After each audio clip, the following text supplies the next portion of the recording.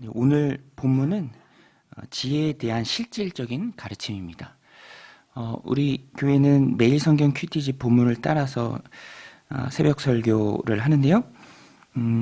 잠언이 이제 쭉 나옵니다.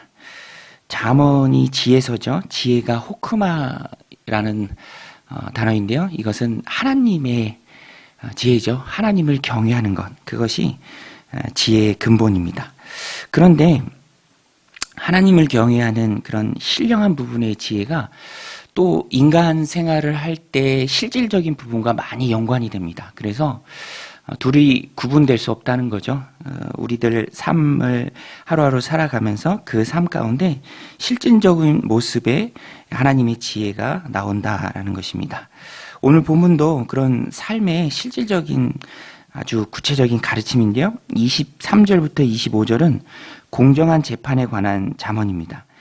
재판 때의 개인적인 친분이나 아는 사람이다라고 해서 봐주지 말라라는 것입니다. 권력이나 재물 때문에 편파적으로 판결하는 것은 그 자체가 여호와의 공의를 무너뜨리는 심각한 행위라는 것입니다. 23절부터 25절 우리 같이 한번 읽겠습니다. 시작. 이것도 지혜로운 자들의 말씀이라. 재판의 낯을 보아주는 것이 옳지 못하니라. 악인에게 내가 옳다 하는 자는 백성에게 저주를 받을 것이요 국민에게 미움을 받으려니와 오직 그를 견책하는 자는 기쁨을 얻을 것이요 또 좋은 복을 받으리라. 하나님은 공의를 기뻐하십니다. 공의로 세상을 만드셨고요. 공의가 바로 하나님이 세상을 통치하는 원리입니다. 공의롭게 재판하는 사람은 좋은 복이 그래서 오늘 말씀에도 약속되어 있습니다. 그러므로 그리스도인들은 세상을 살아갈 때 정의감을 가지고 있어야 합니다. 공의로 세상을 다스리는 그 하나님을 늘 인식하고 있어야죠. 어느 때에든 판단하는 위치에 선다면 상 줄 사람 상 줘야 하고요. 또 벌 줄 사람 벌 줘야 한다는 것입니다. 그것이 하나님의 공의를 바로 세우는 일이죠. 그 연예인이죠. 장동민 씨. 자신이 사는 집에 또 차량에 돌을 던진 어떤 사람이 있었는데요. 그 사람을 이제 잡았죠. 그러면서 방송에서 그렇게 얘기하더라고요. 선처 안 해줄 거다. 자꾸 선처해 주니까 오히려 더 그런다. 똑같은 피해자가 생기지 않도록 선처해 주지 않을 거다.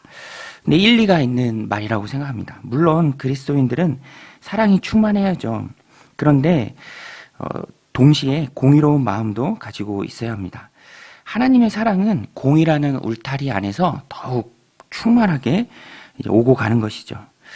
나라도 그렇죠. 나라의 법규가 바로 설 때 그 안에서 풍성한 사랑이 오고 가는 것입니다. 공의가 무너진 나라를 보면 그 안에 백성들의 삶이 얼마나 피폐한지 모릅니다. 남미의 여러 국가를 봐도 무법천지죠.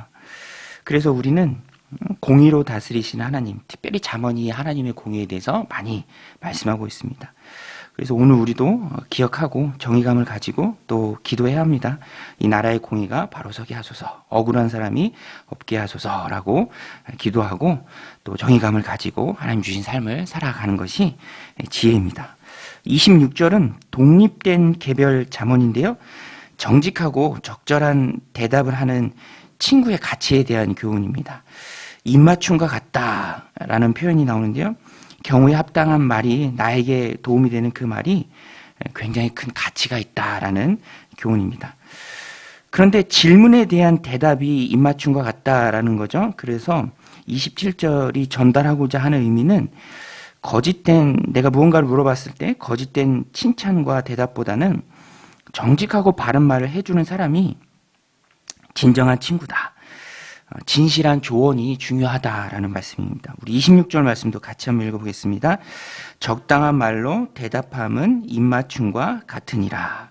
내가 뭔가를 물어봤을 때 진실한 조언으로 나에게 대답해주는 그 말이 입맞춤과 같다. 그렇게 말해주는 사람이 진정한 친구다. 사실 세상에서는 나에 대한 입맞춤과 같은 바른 말을 듣기가 어렵죠. 그렇게 말하는 것이나 듣는 것이나 서로 부담이기 때문에 다 피합니다. 그런데 덮어놓고 좋은 말만 하는 그런 세상 가운데 나와 가까이 있는 사람, 나를 진정으로 걱정해 준 사람, 사랑하는 사람, 특별히 가까이 있는 가족, 그런 말을 해주죠. 그런 말을 해줄 수 있는 아내, 또 남편, 그 사람이 귀하다라는 것입니다. 나 아니면 당신한테 누가 이런 말을 해주겠어? 라는 말이 사실이죠. 그러니까 그렇게 말할 수 있는 가까이 있는 배우자, 귀하게 여기고 그 말을 귀담아 듣고 또 고치는 것, 그것이 지혜라는 것입니다. 이 말씀을 마음에 새기고요. 가까이 있는 사람들의 말을 잘 듣고 또 잘 고치는 은혜가 저 여러분들 가운데 있으시길 바랍니다. 27절도 독립된 잠언인데요. 이 일의 순서에 대한 교훈입니다. 27절은 가정을 세울 때 그 가정이 너무너무 중요하니까 가정의 필요를 먼저 채울 수 있는 밭을 먼저 준비하라 라고 교훈합니다. 우리 27절 말씀 같이 읽겠습니다. 시작.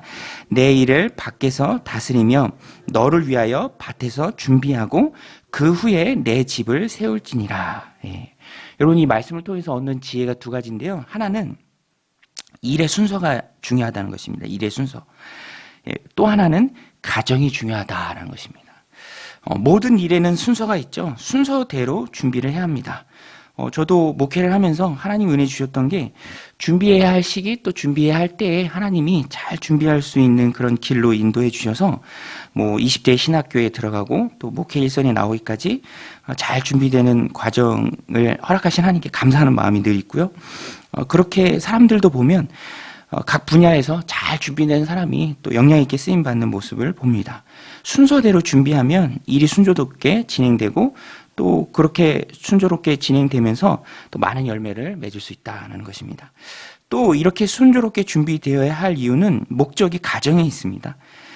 그렇게 잘 준비해서 세워야 할 가정이 너무너무 소중하기 때문에 가정이 위험에 빠지지 않도록 가정이 아무 어려움 없이 잘 세워질 수 있도록 준비를 잘 하는 것이죠. 준비 없이 가정을 꾸리면 서로가 피곤하고 힘든 일이 많이 생기는 것을 봅니다. 심할 때는 가정이 깨어지기도 하죠.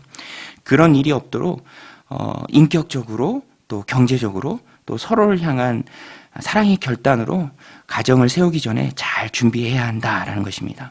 그래서 요새 젊은 부분들 보면 어떤 이렇게 가정을 꾸리기 전에 먼저 어떤 공부도 하면서 잘 준비하면서 그런 모습들을 보면서 아름답죠. 가정이 중요하니까 잘 세우고자 하는 열망이 있다라는 것입니다. 또 그렇게 준비해서 세우고 그러면 준비가 끝나느냐? 그렇지 않죠. 죽을 때까지 긴장하면서 노력해야 하는 것이 가정을 세우는 것입니다. 자녀를 키우는 일에 끝이 없는 것을 봅니다. 또 궁극적으로는 우리가 늘 깨어 기도해야죠. 하나님이 세워주셔야 우리 가정이 바로 세워질 수 있다는 것입니다. 인간의 노력에는 언제든지 한계가 있죠. 오늘 이 말씀을 마음에 잘 새기고요. 하나님이 허락하신 소중한 가정 잘 세워나가는 저 여러분들이 다 되시길 바랍니다. 이 30절부터 34절은요. 오늘 말씀의 핵심인데요. 게으른 자의 운명을 말합니다. 게으른 자의 운명이 무엇입니까? 게으른 자의 운명은 빈궁과 곰핍입니다. 게으른 자의 운명, 빈궁과 곰핍. 오늘 말씀 30절부터 34절인데요. 우리 같이 한번 쭉 읽겠습니다. 내가 게으른 자의 밭과 지혜 없는 자의 포도원을 지나며 본즉 가시덤불이 그 전부에 퍼졌으며 그 지면이 거친 풀로 덮였고 돌담이 무너져 있기로 내가 보고 생각이 깊었고 내가 보고 훈계를 받았노라. 내가 좀 더 자자 좀 더 졸자 손을 모으고 좀 더 누워있자 하니 내 빈궁이 강도같이 오며 내 곰핍이 군사같이 이르리라. 어떤 지혜자가 게으른 사람의 밭과 포도원을 보니까 엉망이 되어 있다는 것입니다. 그냥 지나칠 수 없을 정도로 엉망이 되어 있어서 잠시 그 앞에 서서 이유를 생각해 봤다는 거죠. 그리고 깨달음이 하나 왔는데 그 깨달음은 원인은 게으름에 있었다라는 것입니다. 그 밭과 포도원의 소유주가 게을러서 결국에는 그런 불행한 결과를 가져다 준다는 것이죠. 좀 더 자자, 좀 더 손을 모으고 누워있자, 좀 더 졸자. 그러면 빈궁이 강도같이 오고 곰핍이 군사같이 이르는 그런 결과가 나온다라는 것입니다. 저도 말씀을 보면서 초등학교 6학년 때 생각이 나더라고요. 수업 시작되기 전에 교실에서 그 아이들이 앞에서 이렇게 놀고 있는데 그런데 제 짝꿍이 뭔가를 고심히 생각하더니 그 노는 아이들 중 한 명을 가리키면서 저한테 귓속말로 이렇게 얘기하는 거예요. 야, 쟤 숙제 안 하고 저렇게 노는 거다. 이렇게 말해 주었습니다. 아마도 짝꿍은 안타까운 마음이 들었던 것 같아요. 이제 선생님 곧 들어오셔서 숙제 검사할 텐데 숙제도 하지 않고 그냥 노는 아이가 또 안타깝고 또 한심하기도 해서 그렇게 저한테 살짝 말해준 것 같아요. 그런데 정말로 수십 년의 시간이 흘러서 이렇게 보니까 그때 숙제를 다 하고 놀던 아이와 숙제를 안 하고 놀던 아이의 삶의 질, 또 가정을 세워나가는 모습, 전반적인 모습을 볼 때 정말로 큰 차이가 있더라는 것입니다. 좀 더 자자, 좀 더 놀자라는 변명은 빈궁과 곰핍의 부메랑으로 온다 하는 것이죠. 이것이 뭐 제 얘기가 아니라 성경의 말씀입니다. 그러니까 우리는 준비하는 지혜가 있어야 합니다. 변명을 멀리해야죠. 누구도 내가 돌보고 책임지는 밭이나 포도를 보면서 이 밭이 왜 이렇게 되었을까라는 생각에 잠긴 일이 없도록 우리는 우리에게 주어진 소중한 일들을 부지런히 가꿔야 한다는 것입니다. 직장도 그렇고요. 또 영적인 공동체에서 일도 그렇고요. 가정도 그렇고요. 그곳이 황폐해지지 않도록 부지런히 가꿔야 할 책임이 오늘 우리 안에 있다라는 것입니다. 어떤 일이든 하나님이 맡겨주신 그 일을 오늘도 부지런한 마음으로 우리가 잘 가꾸는, 또 영혼 구원에서 제자 삼는 그 일에 우리 예수님께서도 두루 다니셨죠. 공생애 중에. 복음서에 보면 예수님께서 두루 다니셨다, 부지런히 일하셨다라는 말씀이 참 많이 나옵니다. 오늘도 그런 예수님을 본받아서 두루 다니며 복음 전하고 또 두루 다니며 하나님에게 맡겨주신 소중한 산업을 잘 가꾸는 저 여러분들이 다 되시기를 주님의 이름으로 간절히 축원드립니다. 우리 같이 말씀 붙들고 함께 기도할 때 하나님 준비하는 지혜가 있게 하여 주옵소서. 게으른 변명을 멀리하게 하시고 부지런하여 두루 다니며 하나님 맡겨주신 산업을 귀하게 공동체를 세워가는 오늘 하루의 삶이 되도록 하나님 은혜 부어 주옵소서. 우리 자녀들의 삶이 되게 하여 주옵소서. 우리 함께 기도하겠습니다. 하나님 아버지, 오늘도 저희들